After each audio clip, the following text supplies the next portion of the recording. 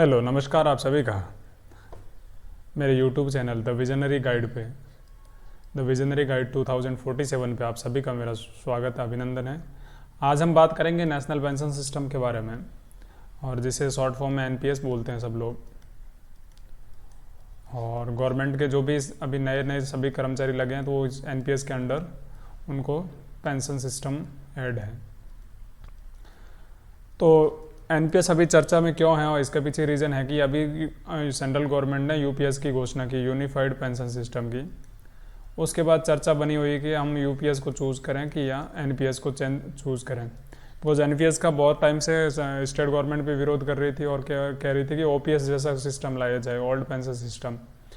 तो मैं आप सभी से गुजारिश करता हूँ कि एनपीएस को पहले समझने की कोशिश करिएगा। एक बहुत अच्छा सिस्टम है जो गवर्नमेंट द्वारा लाया गया था, लेकिन पॉलिटिक्स के कारण बहुत सारी चीज़ें चेंज करनी पड़ती है, वो अलग व्यू है। लेकिन हम एज ए पेंशनर अपनी लाइफ को देखना चाहते हैं, तो एनपीएस को हमें किस तरह से देख सकते हैं, हम एनपीएस में क्या फ़ायदा हो सकता है, क्या सही में आपको करोड़पति बनने का रास्ता वहाँ से मिलेगा, और एक करोड़पति बनने का रास्ता मिलेगा कि नहीं मिलेगा, ये चीज़ें भी आपको मैं पूरी तरह से आपको बताऊँगा। और यदि आप 5 से 7 हज़ार मंथली इन्वेस्ट करते हैं तो आप 100% करोड़पति बन सकते हो at the retirement age. Almost 60 या 65 होती है सबकी। तो मैं आपको पूरी तरह से पहले इसका स्ट्रक्चर समझाऊंगा कि एक्चुअली में एनपीएस है क्या, और क्यों इसकी ज़रूरत थी, और क्यों पिछले 2004 से ये अप्लाई है, लेकिन अभी चेंज करना पड़ा यूपीएस में क्या फ़ायदा है। तो पहले एनपीएस को समझेंगे, उसके बाद हम यूपीएस को समझेंगे उसमें क्या सिस्टम है, ठीक है। तो उसके बाद हम कंपैरिजन करके आपको एक अच्छे तरह से एक अच्छा वीडियो लेके आएंगे, जिससे आपकी एक सोच बनी रहेगी कि हमें क्या चूज़ करना है। बिना समझे यूपीएस को अपना लेना भी एक आपके साथ धोखा हो सकता है, क्योंकि यहाँ आपके पास एक बहुत अच्छा मौका है कि आप जब रिटायरमेंट एज पे जाओगे तो आपके पास नॉर्मल जो गवर्नमेंट के कर्मचारी है उनका कॉर्पस का मतलब जो आपके पास धन होगा ना, वो कम से कम 10 करोड़ तक युवा जा सकते हो तुम लोग। तो नेशनल पेंशन सिस्टम होता है क्या है कि मैं आपको एक बेसिक सा आइडिया आपको देता हूँ इसमें। एक्चुअली मैं ठीक है, पहले मैं स्टार्ट कर लेता हूँ कि the future belongs to those who believe in the beauty of the dreams, कि जो अपने सपनों में वास्ता रखता है, एक्चुअली में फ्यूचर उन्हीं का ही होता है, ठीक है। तो अपने सपनों को बहुत अच्छा ऊपर रखिएगा, और जो आप लाइफ में चाहते हैं वो सारी चीज़ें करने का वास्ता रखिएगा, क्योंकि जो सपनों में जो वास्ता रखते हैं कि मेरे सपने ऐसे ऐसे कर लूँगा, और फ्यूचर भी उनका वैसे ही रेप्लिकेट होता जाता है। ये इलेनोर रूजवेल्ट का एक कोट है। एक्चुअली में एनपीएस को अभी समझेंगे कि एनपीएस में होता क्या है। तो एनपीएस में क्या होता है कि दो चीज़ होती है। यदि आप गवर्नमेंट सेक्टर से हैं तो आप अपनी सैलरी का 10% देते हैं और गवर्नमेंट 14% तक देती है। तो एक्चुअली में ऐसा होता है कि जब सैलरी में से आपका पहले ये कट कर लिया जाता है तो उससे फ़ायदा होता है कि वो आपके पेंशन फंड में जमा होता रहता है।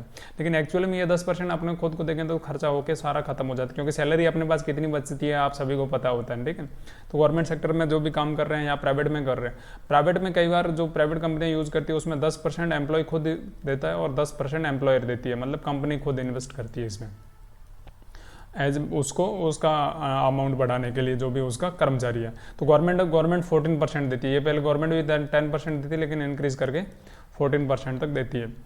तो इससे फ़ायदा होता है कि वो आपका एक कॉर्पस बनता रहता है पैरेलल, क्योंकि वो ही पेमेंट यदि आपको मिल जाएगा तो वो आपको पता है कि आपकी सैलरी कितनी बचती है, उतना ही वो बचेगा। तो आपको पता है कि सैलरी लगभग किसी की बचती नहीं है, एंड द मंथ खत्म हो जाता है। लेकिन ये आपका कॉर्पस आपके जैसे जैसे एज बढ़ती रहेगी तो आपके साथ बड़ा होता रहेगा, मतलब कम से कम ये 10 करोड़ से ऊपर भी जा सकता है। कैसे जाएगा मैं आपको पूरा कैलकुलेट करके बताऊंगा एनपीएस कैलकुलेटर का यूज़ करके। तो एनपीएस स्टार्ट हुआ था 2004 में only for the government employees. उसके बाद 2009 में open for the all Indian citizen.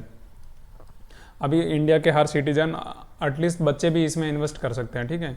तो इसको रेगुलेट कौन करता है? रेगुलेट एक पीएफआरडीए करके संस्था है जो करती है, pension fund regulatory development authority करके इसको रेगुलेट करती है। इसमें एज का क्राइटेरिया क्या रहता है कि एज 18, अभी तो 18 से कम जो 18 साल से कम है वो भी इन्वेस्ट कर सकते हैं, ठीक है। लेकिन वो पेंशन को भी अलग तरह से उनका वात्सल्य करके फंड बना है अभी, तो रिसेंटली में ये चेंज हुआ है। तो इसको एक्सटेंड टिल 75 कर सकते हैं। मैक्सिमम एज 75 रहती है, वहाँ तक आप इन्वेस्ट कर सकते हैं। उसके बाद इसमें सिस्टम नहीं है, उसके बाद नहीं हो सकता। और इसका फ़ायदा है कि रिटायरमेंट, एक तो रिटायरमेंट की प्लानिंग हो जाती है, आप जैसे जैसे रिटायरमेंट की तरफ बढ़ते हो तो आपके पास एक अच्छा कॉर्पस बन जाता है कि आप आराम से अपने जो बचे हुए जो सेकंड इनिंग्स होती है उसको आप आराम से निकाल सकते हो। और सेकंड चीज़ है, सबसे बड़ी चीज़ है वो टैक्स सेविंग है, क्योंकि आपके पास यदि 10 करोड़ तक का अमाउंट बन जा रहा है लास्ट तक, तो आपके पास 10 करोड़ पे कोई टैक्स नहीं लगेगा, ठीक है। तो ये बहुत बड़ी चीज़ है। यदि 10 करोड़ आपके पास अमाउंट है और 30% पर ईयर से हिसाब से टैक्स लगे, जो अभी टैक्स, क्योंकि मैं टैक्स पे इससे पहले मेरा वीडियो आ चुका है टैक्स पे, टैक्स स्लैब में और कितना किस पे कितना टैक्स लगता है वो आप जाके देख सकते हैं, ठीक है। और सेकंड है the secure the future of the senior citizen. जो सीनियर सिटीजन है उनका फ्यूचर एकदम क्या हो रहा है, सिक्योर ऑफ सीनियर सिटीजन, ठीक है। Who can take advantage of NPS. NPS में गवर्नमेंट सेक्टर के लोग फायदा ले सकते हैं, नॉन गवर्नमेंट भी ले सकते हैं, और एनपीएस वात्सल्य करके एक नई स्कीम अभी लॉन्च की है। तो गवर्नमेंट में individual employed with central government, state government and including public servants and employees of public sector companies, ठीक है। नॉन गवर्नमेंट इंडिविजुअल एम्प्लॉय, कोई भी इंडिविजुअल आदमी भी एनपीएस में, ऐसा नहीं है कि धारणा ये बना रखी कि एनपीएस में सिर्फ गवर्नमेंट एम्प्लॉय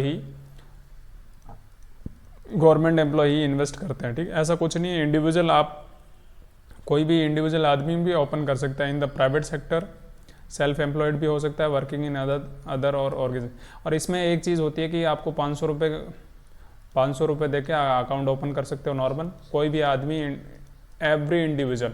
और आपको एक ईयर में मैक्सिमम 1000 रुपये, मतलब मिनिमम 1000 रुपये तक आपको उसमें इन्वेस्ट करना है। तो आप कैसे भी कर सकते हैं, जैसे 500 रुपये करते हैं, अभी मेरे पास 200 रुपये एक्स्ट्रा बचे पड़े हैं, तो मैं 200 रुपये एनपीएस के अकाउंट में जमा कर सकता हूँ। बहुत सिंपल सा प्रोसेस है। आप एक आईडी बना लेंगे, आपको एक पैन कार्ड मिल जाएगा, परमानेंट रिटायरमेंट अकाउंट नंबर भी मिल जाएगा, उससे अपना एक एप्लीकेशन डाउनलोड कर लीजिएगा।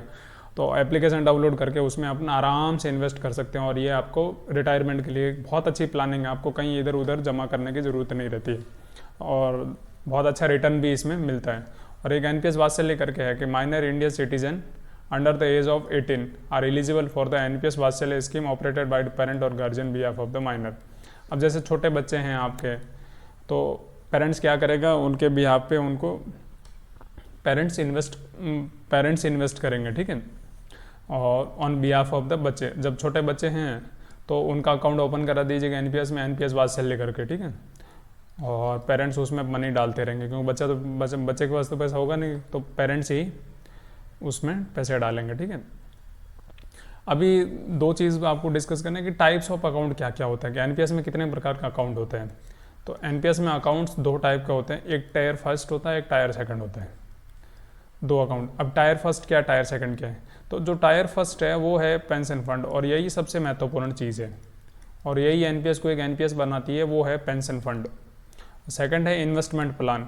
ये वो सब्सिट्यूरी अकाउंट है कि आपके पास यदि टीयर फर्स्ट अकाउंट ओपन है तो ही आपको टीयर सेकंड अकाउंट ओपन करवा सकते हो, अदरवाइज आप नहीं करवा सकते हो। तो आपको टीयर फर्स्ट अकाउंट ओपन करा सकते हो, उसके बाद टीयर सेकंड। अब टीयर सेकंड में क्या होता है कि आप इन्वेस्टमेंट डाल सकते हो, आपके मन के अकॉर्डिंग जितना इन्वेस्टमेंट डाल सकते हो, और कौन सी कंपनी में डालना है, किस में डालना है। जैसे बहुत सारे इसमें ऐप भी हैं, जैसे ग्रो है, स्टॉक में, जो स्टॉक में पैसा डालते हैं, तो वो एनपीएस भी अपना एक माध्यम दे रहा है कि आप उन ऐप के बदले हमारे जरिए भी तुम इन्वेस्टमेंट कर सकते हो। आप टीयर फर्स्ट के यहाँ पेंशन भी डाल सकते हो, और टीयर सेकंड, और ऐसे भी कर सकते हो कि टीयर सेकंड में कुछ भी अमाउंट है उसको आप टीयर फर्स्ट में ट्रांसफ़र कर सकते हो, ठीक है। लेकिन टीयर फर्स्ट से टीयर सेकंड में ट्रांसफ़र नहीं कर सकते अमाउंट। और डिफरेंस समझेंगे कि टायर फर्स्ट का और टायर सेकंड में क्या क्या होता है। तो टायर फर्स्ट में होता है कि रिटायरमेंट प्लानिंग होती है, टायर फर्स्ट में होता है रिटायरमेंट प्लानिंग, और वहीं टायर सेकंड में होती है इन्वेस्टमेंट प्लानिंग। तुम इसमें इन्वेस्ट कर सकते हो, और तुम उसको इन्वेस्ट अपने अकॉर्डिंग कर सकते हो कि मुझे किस कंपनी में कितना % डालना है, क्या करना है, वो सारा इन्वेस्टमेंट आप टीयर सेकंड में कर सकते हो। टीयर फर्स्ट में ओनली रिटायरमेंट के लिए, रिटायरमेंट का मतलब simple age a 60 years age, यहाँ कोई एज का क्राइटेरिया नहीं है। और इसको रिटायरमेंट अकाउंट बोलते हैं, तो इसको सेविंग कम इन्वेस्टमेंट अकाउंट बोलते हैं। इसमें सेविंग भी हो रही है और तुम्हारा इन्वेस्टमेंट भी हो रहा है। इसका सबसे बड़ा फायदा है कि टैक्स बेनिफिट है, इसका सबसे बड़ा टैक्स बेनिफिट है कि आपको टैक्स बेनिफिट, इसमें नो टैक्स बेनिफिट है, क्योंकि ये तो आपको पता है कि टायर सेकंड अकाउंट है, और इसमें तुम डालोगे पैसे तो भी टैक्स लगेगा और निकालोगे तो भी टैक्स लगेगा। ये तो क्योंकि बाकी सारे ऐप भी इस पर टैक्स लेते हैं, जैसे ग्रो है, कहीं और भी इन्वेस्ट कर रहे हो तो वहाँ भी टैक्स लगेगा, तो एज ए सिंपल ये भी आपके यहाँ पे टैक्स लगेगा। और इसमें कंडीशनल विड्रॉ होता है और रेस्ट्रिक्टेड विड्रॉ होता है कि आप कभी भी विड्रॉल नहीं कर सकते हैं, जैसे आपका मन करेगा वैसे, ठीक है। और इसमें कोई नो रिस्ट्रिक्शन विड्रॉल, आपका मन किया तब पैसे निकाल सकते हो, मन किया तभी डाल सकते हो, ठीक है। इसमें डाल तो आप मन किए तभी जब मन किया तब डाल सकते हो, लेकिन निकाल नहीं सकते। इसमें लॉक इन पीरियड होता है टिल 60 ईयर एज।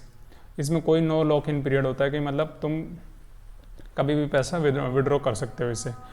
अभी एक चीज़ है कि वाई एनपीएस हमको रिक्वायरमेंट है। एनपीएस क्यों रिक्वायरमेंट है कि एक financial security to all Indian citizen, एक फाइनेंशियल सिक्योरिटी देता है और backed by the government of India. सबसे बड़ी ये चीज़ है कि गवर्नमेंट ऑफ इंडिया इसको हैंडल कर रही है, तो गवर्नमेंट ऑफ इंडिया पे भरोसा सबसे ज़्यादा किया जा सकता है, ठीक है।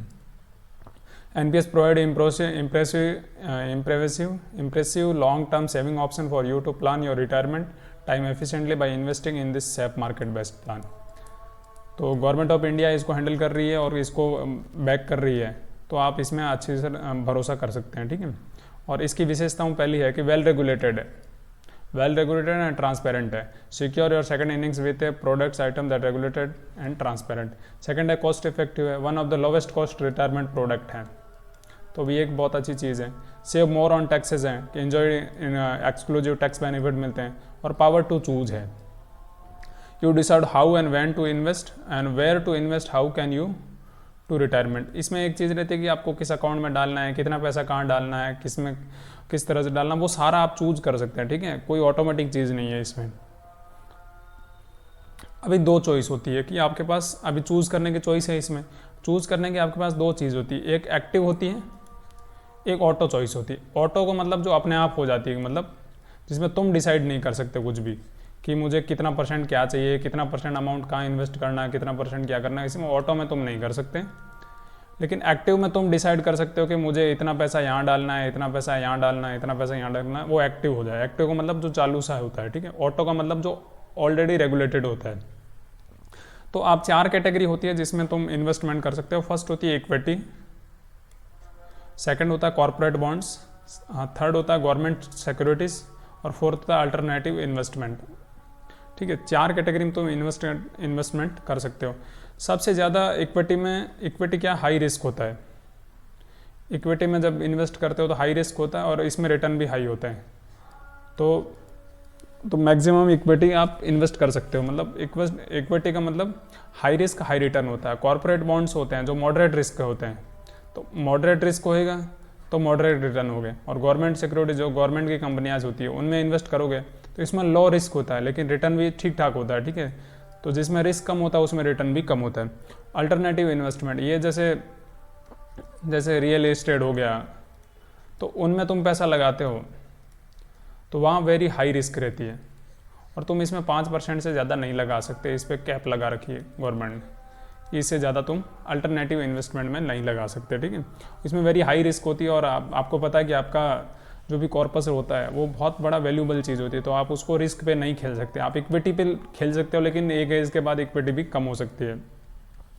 तो आपको एक्टिव और ऑटो चॉइस होती है, तो इसमें आपको 4 प्रकार के चीज़ों में आप इन्वेस्ट कर सकते हो। फर्स्ट इक्विटी पे, सेकंड कॉर्पोरेट बॉन्ड्स पे, थर्ड है गवर्नमेंट सिक्योरिटीज़ पे और फोर्थ है अल्टरनेटिव इन्वेस्टमेंट पे। अब 2 चॉइस आपको सोचनी है, पहली है एक्टिव चॉइस और सेकंड है ऑटो चॉइस। पहले मैं एक्टिव के बारे में बात करूँगा। तो एक्टिव में क्या होता है, आपकी जो इक्विटी है वो 75% तक मैक्सिमम रख सकते हो, ठीक है। और जैसे एक्टिव चॉइस में, जैसे मैंने एक्टिव चॉइस यूज़ की तो मैंने 3 प्रकार के इक्विटीज़ में मैं कितना डाल दिया, 75% डाल दिया। और मेरा मन कर रहा है कॉर्पोरेट सेक्रेट में जो कॉर्पोरेट बॉन्ड है उसमें मैंने डाल दिया 10%। और गवर्नमेंट में कितना डाल दिया, पीछे बचे 15%। तो मैं ऐसे डाल सकता हूँ। इक्विटीज़ में हाईएस्ट 75% डाल सकते हो, इससे ज़्यादा इक्विटीज़ में नहीं डालते। इक्विटी में पैसा नहीं डाल सकते तुम, क्योंकि बहुत रिस्केबल होते हैं चीज़ें। तो 25% गवर्नमेंट आपको मान रही है, वो तो नहीं देगी आपको। और एक्टिव में ये भी हो सकता है कि मैं 50% एक्टिव में चॉइस कर लूँ इक्विटी और 30% जो कॉर्पोरेट बॉन्ड में डाल सकता हूँ और 20% गवर्नमेंट सेक्टर्स में मैं डाल सकता हूँ। तो आपके पास एक्टिव में ओपन चॉइस रहती है आप कितना डाल सकते हो, लेकिन इक्विटी में हाईएस्ट 75% डाल सकते हैं, इससे ज़्यादा नहीं डाल सकते। 75% यदि इक्विटी में डाल दिया तो 10 आप कॉर्पोरेट में डाल सकते हो, 15 गवर्नमेंट में डाल सकते हो। कॉर्पोरेट और गवर्नमेंट इसमें इंटरचेंज कर सकते हो, इसमें कितना भी डाल, कॉर्पोरेट में 0 डाल दो तुम तो यहाँ 25 डाल सकते हो। तो ये तुम बिल्कुल चेंजेबल एक्टिव चॉइस में। तो समझ गए एक्टिव चॉइस में यही होता है कि तुम खुद चॉइस कर सकते हो कि मुझे पैसा कितना कहाँ डालना है, ठीक है। तो अब आपके पास 4 चॉइस है, जैसे मैंने बताया कि एक्टिव है, इक्विटी पे है, कॉर्पोरेट बॉन्ड्स में, गवर्नमेंट सेक्टर, अल्टरनेट इन्वेस्टमेंट का ऑप्शन नहीं देते गवर्नमेंट अक्सर, ठीक है। तो मैक्सिमम मतलब मिनिमम ये इनमें आप इन्वेस्ट कर सकते हो, इक्विटी में, कॉर्पोरेट बॉन्ड्स में और गवर्नमेंट सिक्योरिटीज़ में। तो एक्टिव में ये होता है कि यू हैव टू डिसाइड कि कितना कहाँ डालना है, ठीक है। सेकंड है ऑटो चॉइस। तो ऑटो में सब गेम है, 3 types of you can invest. Auto में गेम है इक्विटी का पूरा, इक्विटी कितनी होगी बाकी फंड अपना आप डिसाइड हो जाएगा, ठीक है। तो ऑटो में क्या होता है कि 3 प्रकार के ऑटोज होते हैं, ठीक है। क्योंकि ऑटो चूज कर लिया तो ऑटो में भी आपको 3 ऑप्शन मिलेंगे, एक conservative fund life cycle bond मिलेगा फंड, एक मॉडरेट मिलेगा और एक अग्रेसिव मिलेगा, अग्रेसिव लाइफ साइकिल फंड। तो अभी फर्स्ट जैसे अग्रेसिव बात करें तो अग्रेसिव में इक्विटी 75% जा सकते हैं। तो इक्विटी यदि 75% मैंने इक्विटी डाल दी, ठीक है, और 10% मैंने कॉर्पोरेट बॉन्ड्स में डाल दिया और 15% मैंने गवर्नमेंट सेक्टर में डाल दिया, ठीक है। तो एक्चुअली में ऐसा होगा कि जैसे टाइम, जैसे इसमें क्या होता है कि जैसे तुमने पहले 75% इक्विटी चूज़ कर ली, 10% कॉर्पोरेट सेक्टर में यूज़ कर लिया और 15% गवर्नमेंट सेक्टर में यूज़ कर लिया, ठीक है। तो 75% आपकी इक्विटी तब तक रहेगी जब तक आपकी एज 35 नहीं हो जाए। 35 जैसे एज हुई आपकी, 75% जो इक्विटी आपने चूज़ की थी उसके बाद वो अपने आप हर साल 2.5% के हिसाब से रिड्यूस होनी स्टार्ट हो जाएगी। और जब आपकी एज से 55 जाएगी तो आपकी इक्विटी में ओनली 15% ही बचेगी। इसलिए कि जैसे जैसे आप आगे जाओगे तो रिस्क लेने की कैपेसिटी कम होती जाती है, पता है। तो ऑटो में ये रहता है कि आपकी जो से इक्विटी चूज़ की उसको आप अपने आप जैसे आपने 75% आप अग्रेसिव लाइफ साइकिल फंड आपने यूज़ कर लिया, ठीक है। तो आपका जैसे एज 35 हो जाएगी तो उसके बाद 20 साल में वो 2.5% से अपने आप घटना स्टार्ट हो जाएगा, ठीक है। तो वो रिड्यूस हो गया। जब आपकी एज 55 हो गई तो आपके पास इक्विटी में 15% रहेगा, बाकी गवर्नमेंट और कॉर्पोरेट सेक्टर में वो जो कॉर्पोरेट सेक्रेट फंड से उनमें पैसे इन्वेस्ट होने स्टार्ट हो जाएंगे। तो जैसे यहाँ 15% इक्विटी बचेगा, यहाँ 15% इक्विटी में पैसा लग जाएगा और गवर्नमेंट कॉर्पोरेट सेक्टर में यदि 50 से 60% यहाँ लग गया, 75 और 25% गवर्नमेंट फंड में लग जाएगा। तो अपने आप ऐसा फंड इस तरह से डिसाइड हो, जो इसका रेशियो है इसी रेशियो में आगे लगता और पैसा इसमें इन्वेस्ट होना लग जाएगा। जैसे इसमें 2:3 का है, तो जो भी अभी जैसे 75 है तो ये 60 है, तो 60 2:3 में बढ़ जाएगा, 3 2 5 12 12 दूना 24 यहाँ हो जाएगा, यहाँ 36% हो जाएगा, ठीक है। तो इस तरह से पैसा इन्वेस्ट हो। तो जैसे जैसे आपकी एज बढ़ेगी तो आपका इक्विटी में पैसा कम होना जाएगा। ऐसे मॉडरेट लाइफ में क्या होगा, तुम इक्विटी 50% चूज़ कर सकते हो और बाकी 50% में आप कॉर्पोरेट और गवर्नमेंट चूज़ कर सकते हो। जिस रेशियो में चूज़ करोगे उस रेशियो में आगे जाके बढ़ जाए। और जब भी आपकी एज 35 होगी उसके बाद 50% अपने आप रिड्यूस होकर 10% इक्विटी रह जाएगी जब आपकी एज 55 होगी, ठीक है। लास्ट में भी यही रहेगी। और ऐसे ही कंजर्वेटिव में क्या होता है, 25% इक्विटी में पैसा, क्योंकि इक्विटी में जितना ज़्यादा पैसा रहता है तो उसमें रिस्क भी उतनी रहती है और रिटर्न के फायदे भी उतने ही ज़्यादा रहते हैं, ठीक है। लेकिन गवर्नमेंट क्या करती है कि अपने आप इसको रिड्यूस करना, गवर्नमेंट या जो भी मतलब एनपीएस खुद क्या करता है, जो फंड मैंने पीएफआरडीए है वो अपने आप इसको कम करते जाता है। और जब 25% चुनोगे तो 55 की एज में आपके पास इक्विटी ओनली 5% रहेगी, ठीक है। तो 3 प्रकार के हो गए ऑटो चॉइस में, conservative, moderate and aggressive life cycle fund. अभी जो आपको पता है कि पीएफआरडीए हैंडल करता है, लेकिन आप जो पेंशन फंड लगाओगे उसमें आपके पास बहुत सारे ऑप्शन मिलेंगे। पेंशन फंड मैनेजर होते हैं जो भी आपका पैसा है पीएफआरडीए उसको ट्रांसफ़र कर देगा। जैसे आप चूज़ कर सकते हो आप किस में से, इनमें ये 10-11 हैं ऑलमोस्ट, तो इसमें से आप चूज़ कर सकते हो कि मुझे किस कंपनी को मेरा फंड मैनेजमेंट करने के लिए देना है। जैसे एचडीएफसी को दे सकते हैं कि ये सबसे वायरल चल रहा है आजकल, तो आईसीआईसीआई को, प्रोविडेंशियल पेंशन फंड को दे सकते हैं, कोटक को दे सकते हैं, आदित्य को दे सकते हैं, एलआईसी को दे सकते हैं, एसबीआई को दे सकते हैं, टाटा को दे सकते हैं, मैक्स को दे सकते हैं, एक्सिस को दे सकते हैं। आपके पास इसमें चूज़ करने के ऑप्शन रहता है कि मुझे मेरा फंड कौन मैनेज करेगा, ठीक है, वो भी आप ऑप्शन चूज़ कर सकते हो। मैं आपको एग्जांपल से बता दूँ, ये माई ओन एनपीएस डिटेल्स है जिसमें मैंने चूज़ कर रखा है कंजर्वेटिव ऑटो चॉइस, ठीक है। ऑटो 3 प्रकार के होते हैं, एक कंजर्वेटिव, एक मॉडरेट, एक aggressive.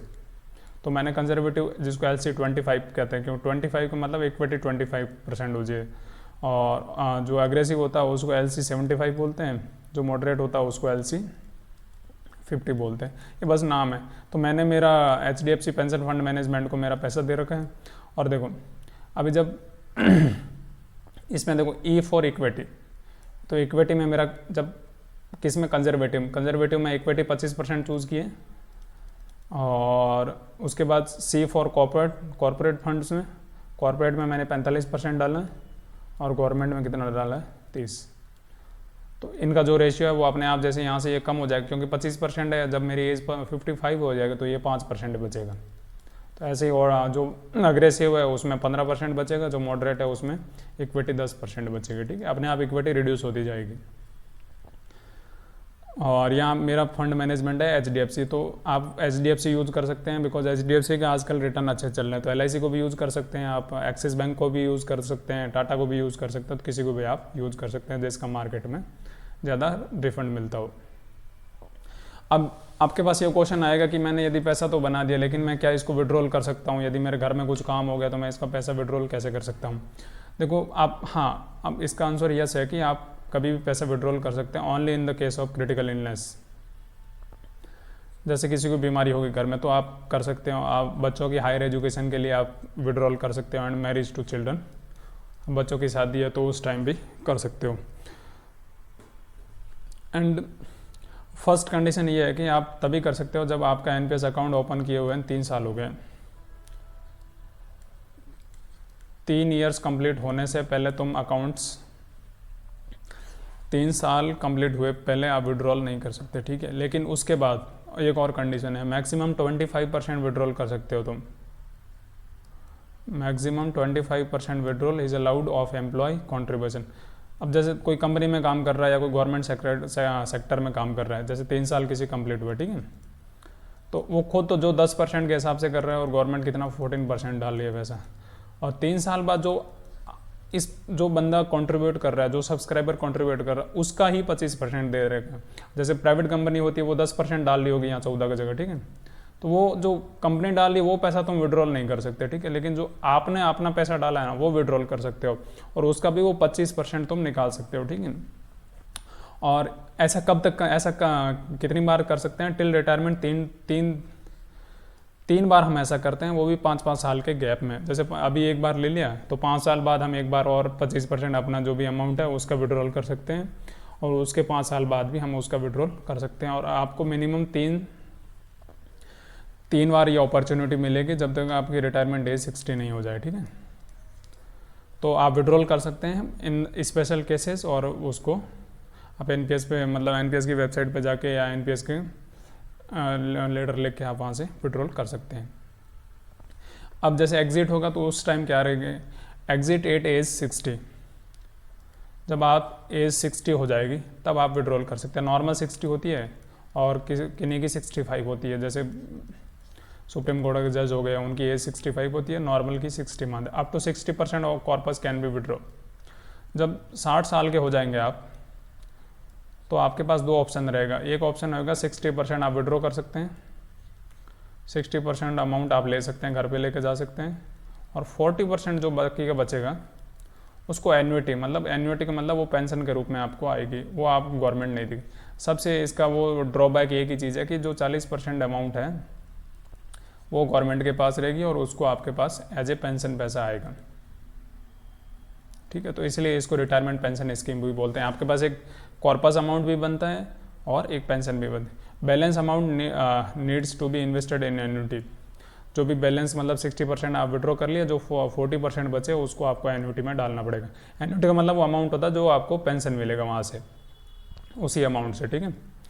If corpus is 2 lakh then no requirement for annuity, less than लिखना था। अभी आपका जैसे किसी का कॉर्पस 2 लाख रुपए का था और उसके बाद उसको मन किया कि यार अब इसमें मेरे को इन्वेस्ट नहीं करना। 2 लाख या 2 लाख से कम है तो आपको कोई एन्युटी का अमाउंट नहीं होगा और आप पहले ही उस पर 2 लाख से कम अमाउंट को आप निकाल सकते हो, ठीक है। तो ये भी एक अच्छा ऑप्शन दे रहा है। Subscriber can differ the decision of lump sum withdrawal of 10 years.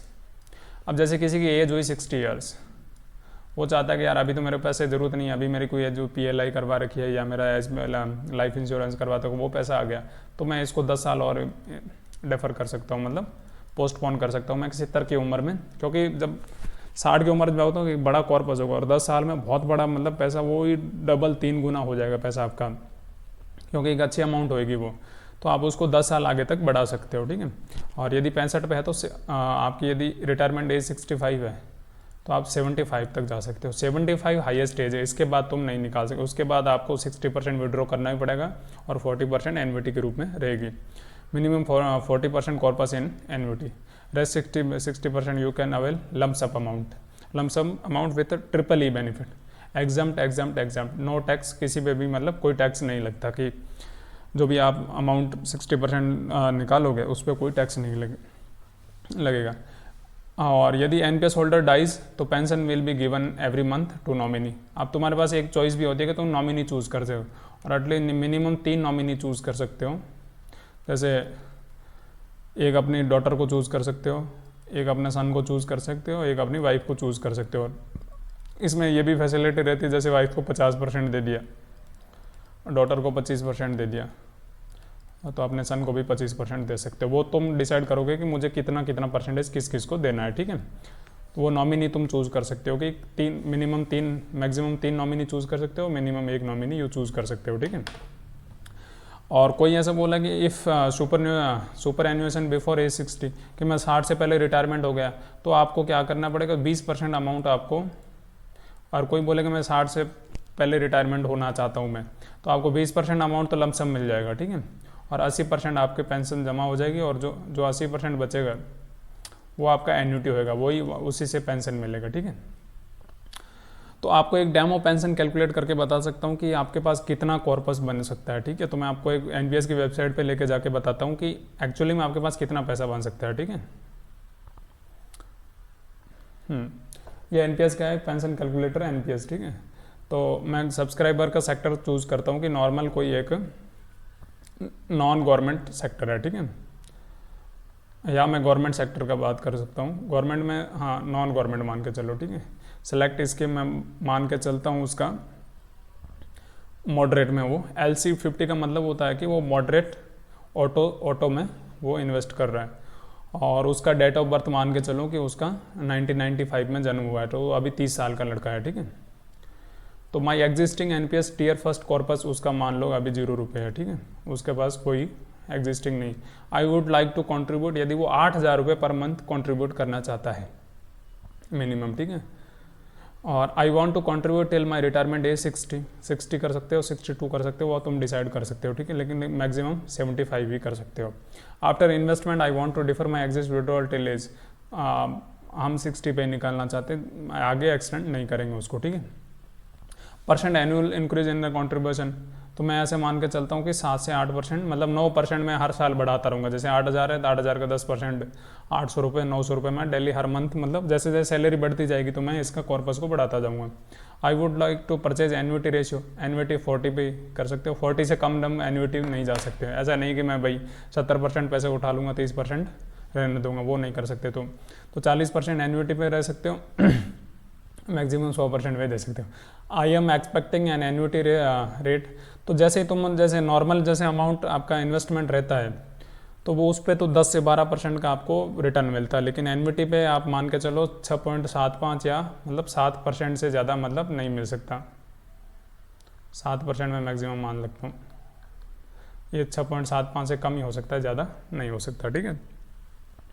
और डिजायर मंथली पेंशन, और मेरे को 50,000 रुपये पर मंथ भी चाहिए। Your present monthly contribution sufficient to achieve this desired monthly pension. तो अब मैं कैलकुलेट करके आपको बता रहा हूँ। तो आपके पास देखो स्टेटस, तो योर प्रोजेक्टेड पे out at the time of exit lump sum withdrawal हो जाएगा 2,31,90,686 और मंथली पेंशन बनेगी 86,000 आपकी। तो देखिएगा जब 8,000 रुपये पर मंथ आप यदि डाल रहे हो और 30 साल के अभी हो रखे और 30 साल के लिए पैसा आप इन्वेस्ट कर रहे हो। LC50 का मतलब होता है कि आपने मॉडरेट पेंशन फंड में डाला और ऑटो चॉइस में आप नॉन गवर्नमेंट सेक्टर से आते हो, ठीक है। तो आपका देखो टोटल कॉर्पस बढ़ेगा 3,86,00,000 का, और टोटल आपका गेन हो जाएगा इसमें 2,55,00,000 का, और आपका इन्वेस्टमेंट ओनली 1,30,00,000 का है। तो 1,30,00,000 का ऑलमोस्ट डबल अमाउंट बनेगी। अभी देखना, यदि मैं I want to contribute till my retirement age, यदि मैं 60 को 65 साल करता, 63, 64, 65 कर देता, ठीक है, तो देखना कितना चेंज आएगा। और यही अमाउंट देखो 6,82,00,000 हो गई, मतलब 5 साल में आपकी अमाउंट फिर डबल हो गई। जो आपने 30 साल में डबल हुई वो अमाउंट यदि आपके 60 साल के 5 साल बाद और इन्वेस्ट करोगे तो आप 2 करोड़ तक यहाँ इन्वेस्ट करोगे, वहाँ 6,82,00,000 हो जाएंगे। क्योंकि जब आप रिटायरमेंट के एज पे जाते हो तो आपके बहुत सारे फंड्स और होते हैं जहाँ इन्वेस्ट कर रखे होते हैं, वहाँ भी मैच्योरिटी पीरियड पूरा हो जाता है, तो आपके पास एक पैसा आ जाता है। लेकिन आप 65 में आप मतलब एज तक कंट्रीब्यूट करते रहोगे उसको, तो आपको कम से कम 5 साल में फिर से वो डबल अमाउंट आपके पास और 4,75,00,000 आ जाएगी। तो आशा करता हूँ ये आप चीज़ें आपको समझ में आएगी, ठीक है।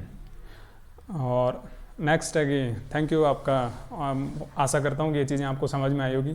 Thanks for watching this video. और यदि आपको कुछ अच्छी चीज़ें लगी है तो कमेंट बॉक्स में कमेंट डालिएगा, और अच्छी तरह से थैंक यू भी बोल सकते हो मेरे को, क्योंकि मैंने चीज़ें समझाने की कोशिश की है। अगला हमारा टॉपिक आएगा यूपीओ पर, यूनिफाइड पेंशन स्कीम पे, या यूनिफाइड पेंशन सिस्टम बोलते हैं इसको। तो उस पर मैं वीडियो लाके बताऊंगा कि उसके क्या फ़ायदे हैं, और उसके बाद मैं आपको लाऊंगा एक next video NPS versus UPS, कि गवर्नमेंट जो एम्प्लॉय है उनको क्या चूज़ करना चाहिए, नेशनल पेंशन स्कीम यूज़ करनी चाहिए, यूनिफाइड पेंशन स्कीम क्या करनी चाहिए। तो मैं एक ओवरव्यू देने की कोशिश करूँगा। धन्यवाद मेरे साथ इतनी देर बने रहने के लिए, और आप सभी का शुक्रिया। हंसते रहिए, मुस्कुराते रहिए, लाइफ में ऐसे ही आगे बढ़ते रहिए। धन्यवाद आप सभी का, शुक्रिया।